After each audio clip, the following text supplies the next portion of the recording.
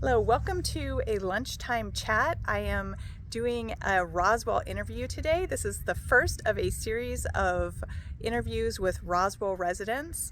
Just so people know that people in Roswell are not like on the Roswell High TV show. We actually have, people in Roswell are mildly crazy, but they are not thoroughly crazy. We have some intriguing and unique people here. So the first interview is going to be with Peggy Bohlin, though people call her Peggy, and she is a retired teacher, but she has a very impressive bio here, and I have it sitting in front of me.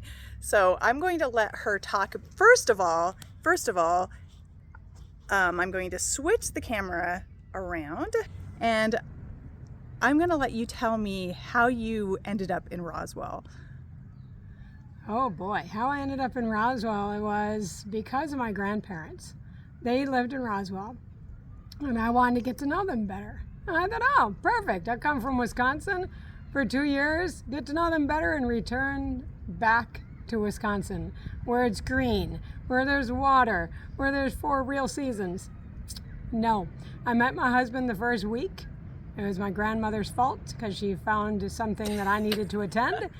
And so I went, because you don't deny your grandmother anything.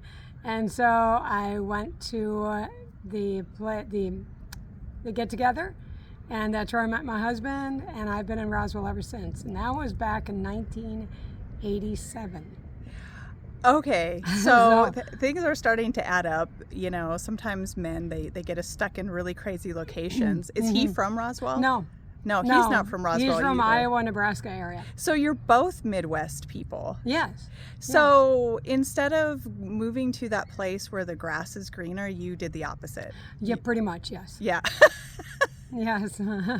Well, I noticed on your bio here that you got your master's degree at Eastern New Mexico University. So was that? Yes. So when I read that, I thought, well, maybe that's why she came here to Roswell. No. No. So that's not it. No, absolutely not. No, I got that because as a teacher, I wanted to get my master's. Okay. So where did you originally go to school for your teacher's degree? I went to St. Norbert College in De Pere, Wisconsin, which is a great okay. school. Okay. Lovely school. And then you must have gotten hired as a teacher here when Correct. you moved out here. Correct. Oh, so your grandparents, are they from Roswell? Or No, they're No. from New York. New York. Oh, so you're just the all-around American from the East Coast, Midwest, and now Correct. you're in the Southwest. That's right. That's crazy. I mean, I have family everywhere too. Southwest, East Coast. Oh, I'm sorry, not East. Well, yeah, I do have some family there, not close, and West Coast. So this is the way it is with American families. We move around, right? That's right. We do. Okay, so you have now been here for 36 years. So 36, 37-ish. Yeah, almost 37. So 36 and a half. You want to be specific. Because I came down in August. And when school started, of course. And you didn't think halfway, oh, I don't know, 18 years ago, what am I doing here? You woke up one day and think, what am I doing in Roswell, New Mexico? Well, yes. Because 2 years I was like, I'm going back home. But no, instead I married my husband and we went to Wisconsin to get married. And then came here, and I thought, oh, after 25 years, I did half of my time here. He should do half of his time in Wisconsin. Nope. No, we're here. We have established roots, and they're pretty deep. Oh, yeah. I mean, I would say so after 36 years. It's Right. practically like being a native Right. at that point. I don't know what I would call myself because I moved here from Socorro, and I have family roots in Socorro, but that's not actually where I grew up. I grew Yeah. up in the Northwest. Well, I was born in California and grew up in the Northwest, so I don't know where my roots are anymore. Right. I don't know, but I've been in Roswell. It really feels to me like a long time because I'm going on 10 years, but that's not even close to 36. So that's less than a third. See, I know Right. math. Yeah, there you go. Because you teach science now, but it looks like you taught in the gifted program in the schools. Right. I taught in the Roswell Independent School District for 29 years. Okay. 28, 29. And I taught regular ed in the elementary, regular ed in middle school, and I also taught gifted education for about 14 and a half years. Oh, so did you teach all grade levels or Yes. Oh, you did? Yes. So I have taught from kindergarten all the way up to 8th grade. okay. So I've just done subbing and tutoring, and I homeschooled my kids. So I taught a lot of grades too. And I would say for me personally, my favorite grade to teach was probably about 6th grade or fifth or 6th grade. What about you? What is your fourth? Fourth, hands down. Why would you say that? They're still innocent. Oh, okay. They still haven't learned the worldly things, and they are eager to learn, and they've already learned to read for the most part. Right. And learn the basics. So now I'm just taking them and like letting them go. Okay. And really getting them to, learn as much as they can with the knowledge I have. I think that's why I like 5th grade for kind of the same reason. In 6th grade, they start getting a little surlier, but they're kind of fun to me because they're not really quite teenagers, but you can talk to them about intelligent things. But I think you can do that with 4th graders too. So any of that age range, they're just not really little anymore. Like 3rd grade, they're still kind of little. Right. Although Yeah. I like 3rd, I do teach middle school now, and I'm enjoying it. I like the intelligence they have and the challenges I can give them. So middle school isn't bad, So, okay. So you went from the teaching in the talented and gifted or gifted education, and now you teach science. So Correct. what made you make that switch? Well, I was retired, like Okay. you mentioned, and I was out of the classroom for a few years. I would still tutor kids, that kind of thing, but Dr. Martinez, she's the principal at All Saints Catholic School, she called me and asked if I would be the 7th and 8th grade science teacher because she needed someone, because she wanted to just departmentalize the grade levels. And so she called and asked if I would do it. And I said, sure. So sign me up. Okay. And do you have a specific focus in math as well, or Oh, I don't teach the math. I teach the science. you just teach science? Uh-huh. But do you tutor in math and science? Oh, yes, or, I tutor okay. in math. I tutor at the Military Institute. See, that's what I thought you had Yes. said once, that you tutored math. Right, I do, at the Military Institute here in Roswell. And I tutor the pre-algebra, algebra 2, I've tutored that. And I've tutored geometry. Okay. I've also tutored other subject matters, but I feel the most comfortable with pre-algebra and algebra 1. Right. Yeah, actually, and especially the more you do it, the easier it gets, because you just start seeing the same story problems Right. over and over Right. again. You're like, wait a second, Exactly. I saw that one. That's true. Yeah, I think that for me, one of the hardest things about tutoring was not having teacher keys. So like having to do things Yes. on the fly, it's really hard. Yes, sometimes. and that is true. Yeah, but thankfully, if you're doing the same subjects over and over again, like with math, you start seeing the same story problems, because otherwise sometimes story problems from even that age range are really, mind bending. Right, that's true. That's true. I'm like, wait a second. Right. You're how old and you're supposed to figure this out? I can't comprehend the language here. I don't know what they're saying. But what's nice at my age, because I'm not a spring chicken anymore, it's nice to challenge my brain. Oh, Because Yes. if I, when you are so things are the same, and it's just, my brain needs to be constantly challenged, yeah. which is why I like to travel. Oh, yes, As yes, well. yes. Now that isn't even on your bio, but let's go there for a minute. How many countries have you traveled to? Oh gosh, how many countries? Yes. I would say over 30. Over 30. Okay, so what was your favorite Oh, place? oh, that's a tough one. Wow. I've just been to Australia, and I have to say that trip was one of my best. Everything worked beautifully, and Australia is awesome.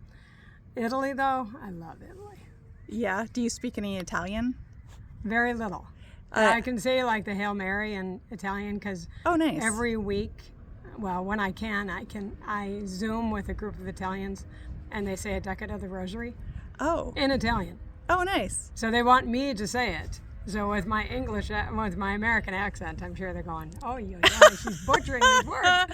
But I do my best. Sometimes I pray a rosary in Spanish, and and a lot of times when I do rosaries, it's being played while I'm at work in the background. So I don't know how much benefit I'm getting out of it, praying. I'm sure God still hears me, but yeah, so I like to do Spanish. It says on here that you have a teaching emphasis in Spanish. I do. So I actually studied in Spain. Okay. For a semester. But that was so many years ago that my Spanish is very rusty. Very rusty. Unfortunately. And it was funny, I think back, and that was my very first plane ride. Oh. And so, or my first flight, I should say. So I'm not one to like test the waters. I jump in with both feet and hope that I swim. Okay. I've always been like that, though. I mean, Okay. I look back at my life going, wow, you were crazy. Well, In a good way.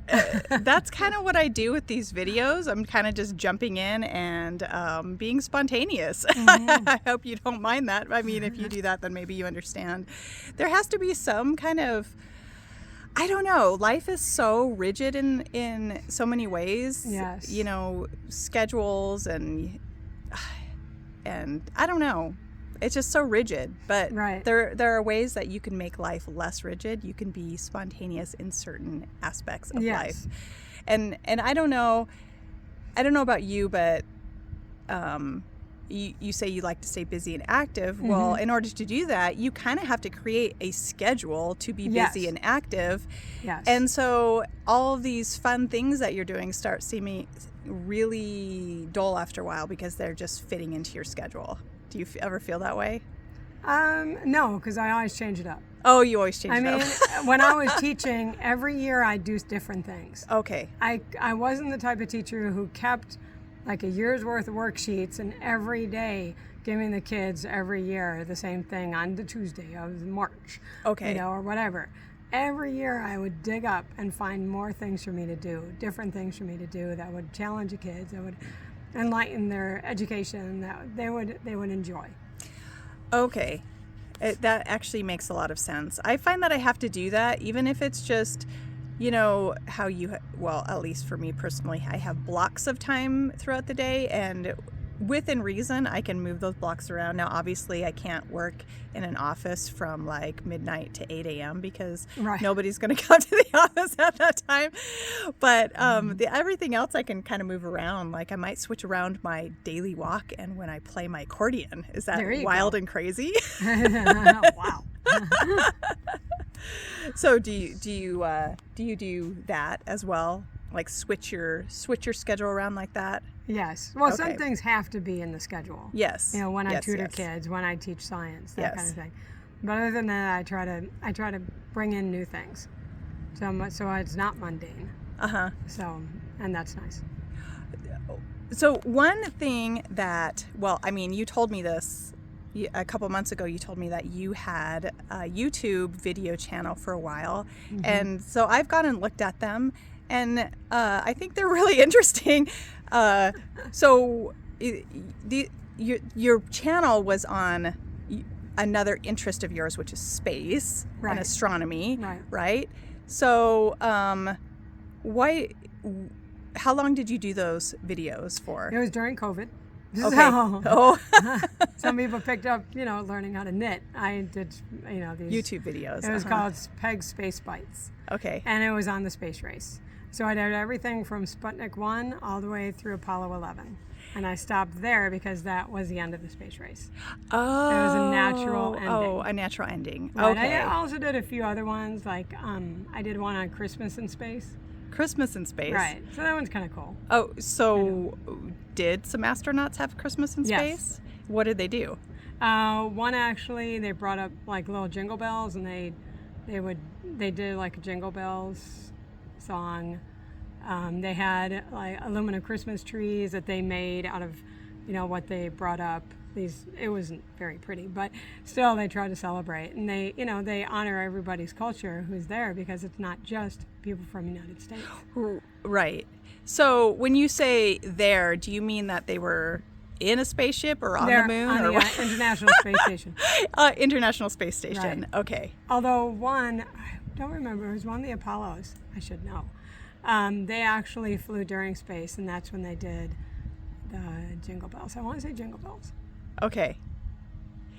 Yeah, Don't quote me. And obviously this can happen because they're in a gravity-controlled space. They're in an oxygen and Well, or it's an not atmosphere. gravity control. They're not floating all gravity the time. controlled. Okay. Yeah. So, and I guess gravity is probably not really relevant. I was thinking more like the atmosphere. So it's an atmosphere controlled is kind of what I meant. Yeah, so they don't die. So so they don't die because they're actually not aliens. That's right. Like we have here in Roswell. That's right. They're actually real human beings. No, I think that's what I meant to say, because like if they tried to play Jingle Bells on the moon, like what would happen to the sound? Like, can you tell me? The sound doesn't travel in space. Yeah, that's what I was thinking. Right. So that's why they had to do it on the spaceship, and so use a microphone and the whole thing. So are you telling me that my fantasy about having the song "The Final Countdown" played on the moon, that will never happen? They could play it. You know what song I'm talking about? That I think that was they could play it. That 80s band Europe. Do you know what I'm talking about? Yeah. But they don't. Amazing song. If they play it, and think it's going to project all the way to Earth, it won't, unless they have a microphone with the proper equipment. Then they can get it done. So they can get the proper equipment. Although I think that song talks about going to Venus though. You don't want to go to Venus. No? No. Why? It's the hottest planet. Okay. It's even hotter than Mercury. It gets up to 800 degrees. Yes. It's too hot. Yes. You would melt. You would.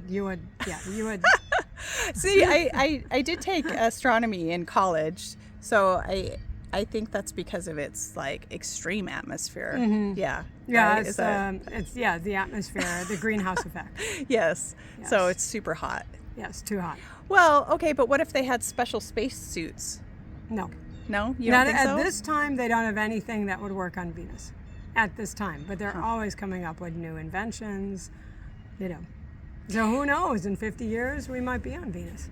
Well, I mean, although my most recent book that I published was a ghost story, a lot of what I've written is science fiction. So I'm going to keep my science fiction reality where where we have special spacesuits that go to Venus. There you go. And probably there's, beautiful aliens there. And yeah.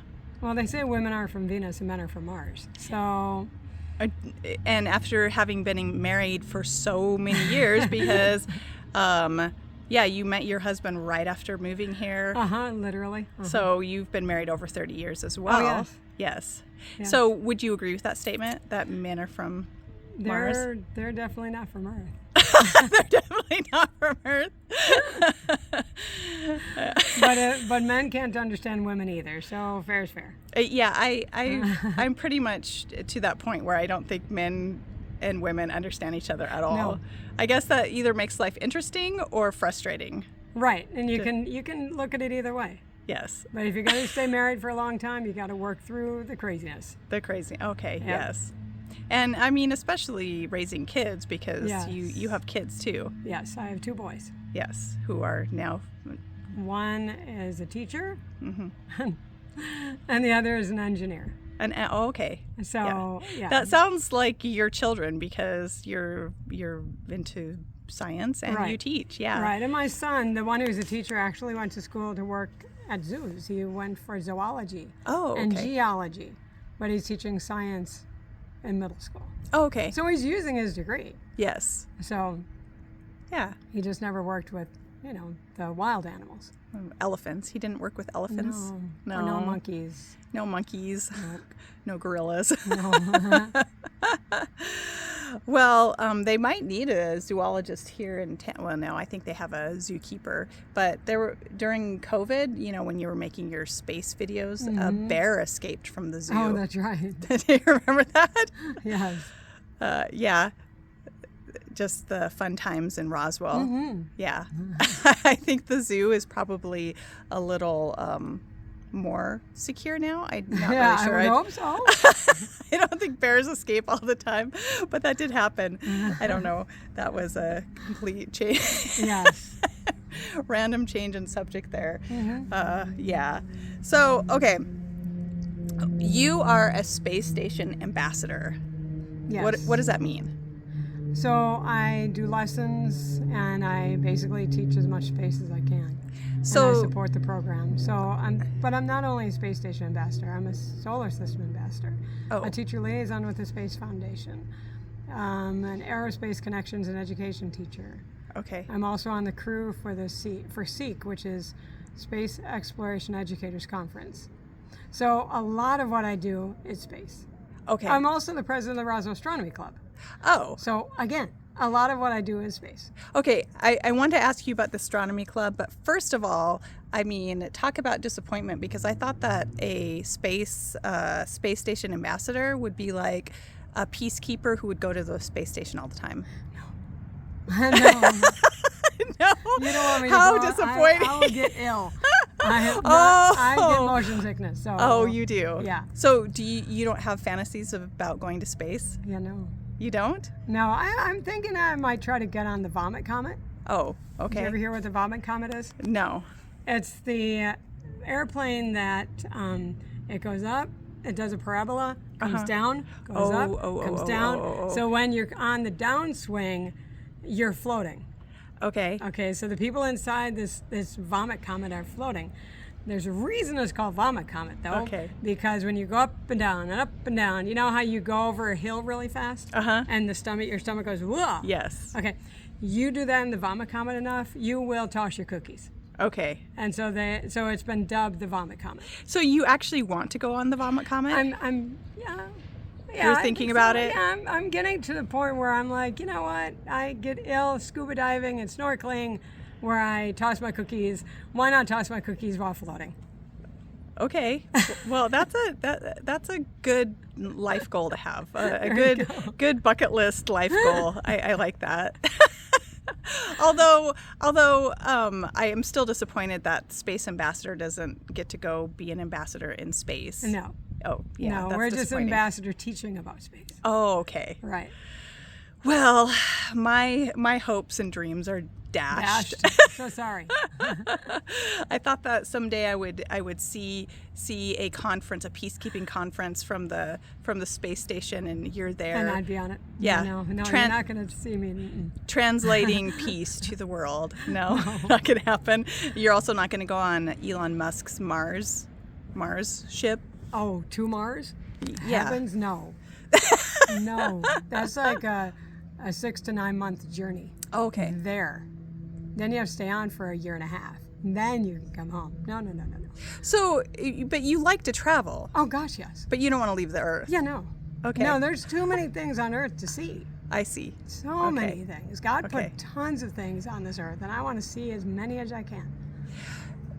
Not in a picture, not on TV. I want to see him in person. Right. No, I agree. I want to as well. There are all kinds of pilgrimages I would like to do.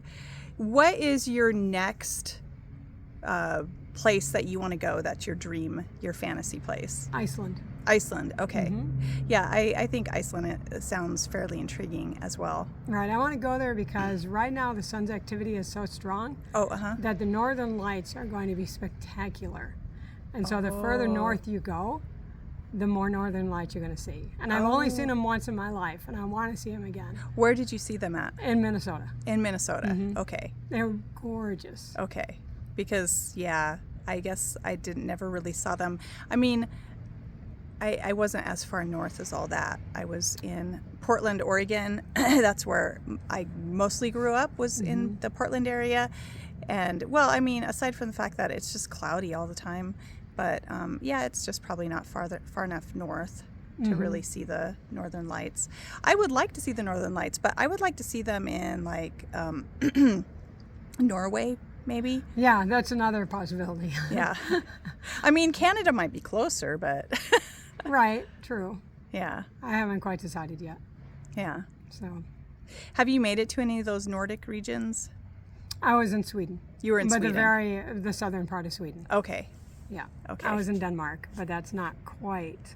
Right. It's one of the Scandinavian countries, but it was just a little one. Well, I admit that I think that's amazing that you have gone to so many different countries, because the only places I've been are the U.S., obviously, because I was born and raised here, Right. and Canada and Mexico. Right. I've stayed on the continent. Well, I did see all 50 states. I've been to every state. Oh, nice. And I'm trying to get to all the continents now. That's my Okay. goal. Okay. So I've been to South America because I was in Brazil. Okay. Australia, of course. That's another one that's considered a continent. And, of course, North America. And obviously Europe. Okay. So I'm still missing Asia, Africa, and maybe Antarctica. Where would you go in Africa? Probably Ethiopia, because I have Okay. a friend who lives there. Okay. So that's where I'm thinking. Okay. But Egypt is another one that I'm tempted. Well, yeah, that's what I was thinking too. I think Egypt, just looking at the people and culture and food, right. just sounds intriguing to me. Right. So, I mean, there's a couple, but Ethiopia seems, if that friend still wants me to visit, that'd be cool. Yes. Now I'm just thinking about what I want to do for my future. You've got me spinning my wheels on that. Hey, you can come with me. I need a travel companion. Oh, okay. Let's go.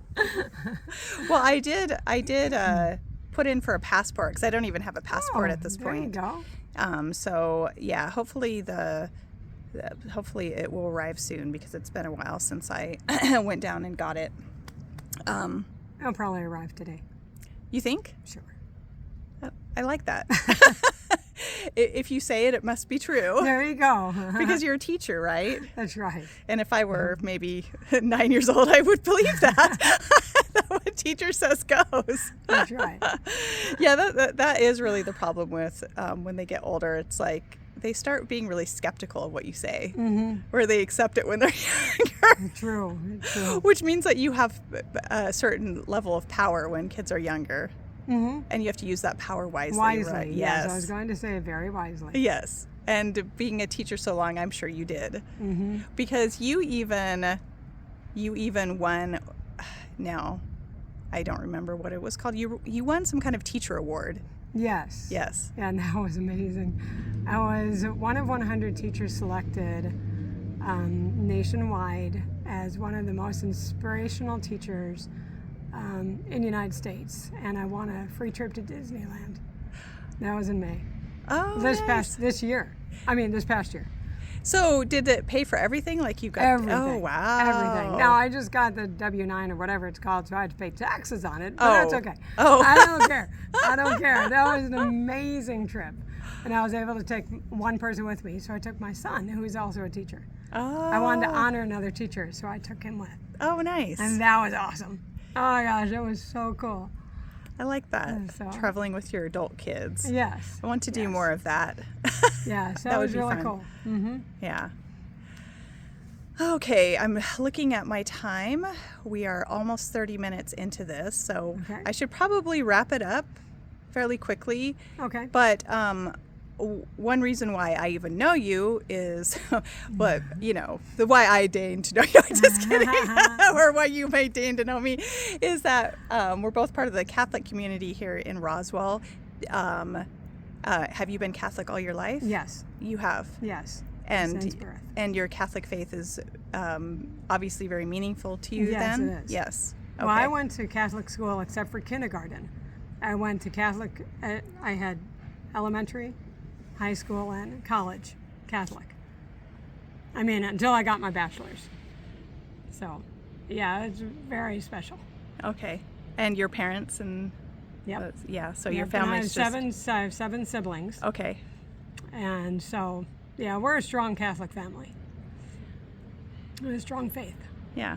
So And How does that affect, or does it affect at all your science education?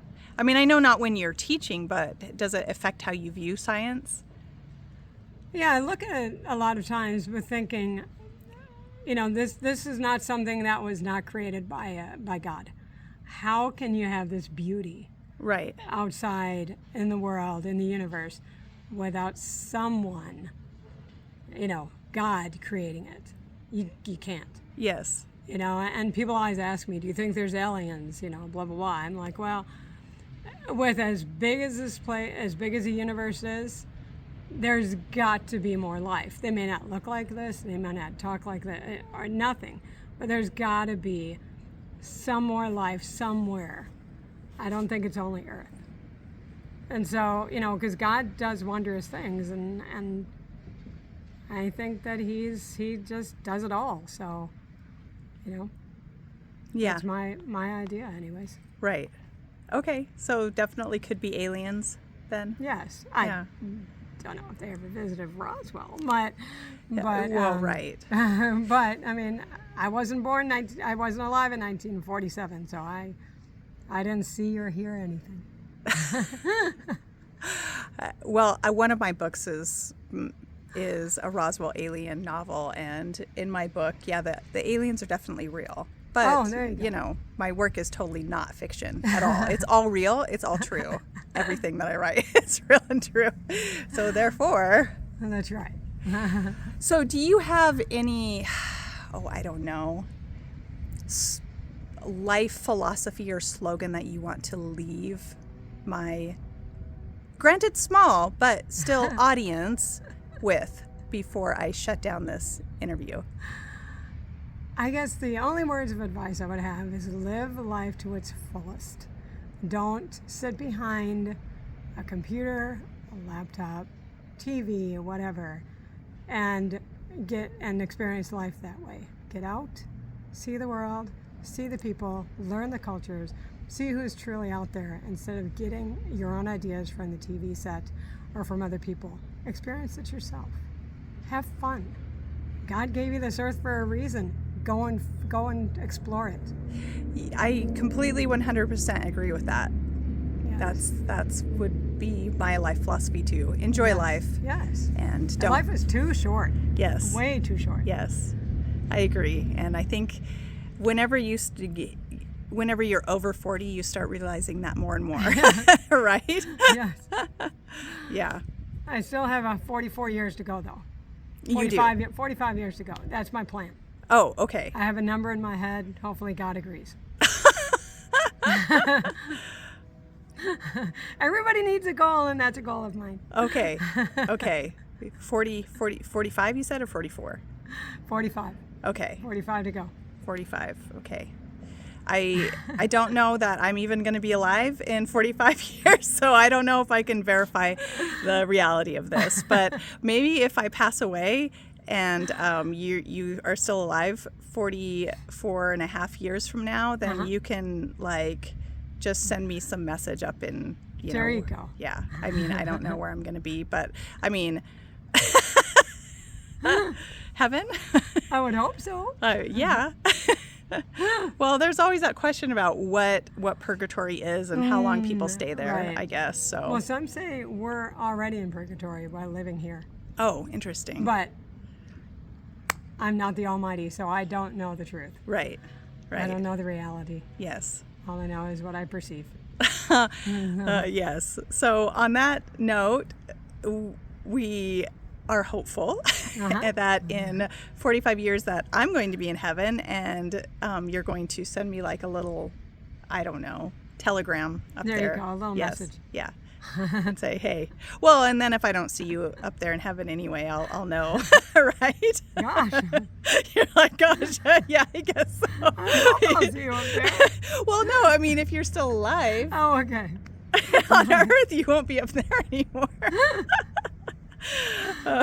This was really not meant to get dark. I really meant that you'll still be alive and I'll be up there in heaven. Okay. At least I hope so. That's better. Yes. Okay. So on that note, I'm going to say goodbye for the day. Okay. Bye-bye. Right.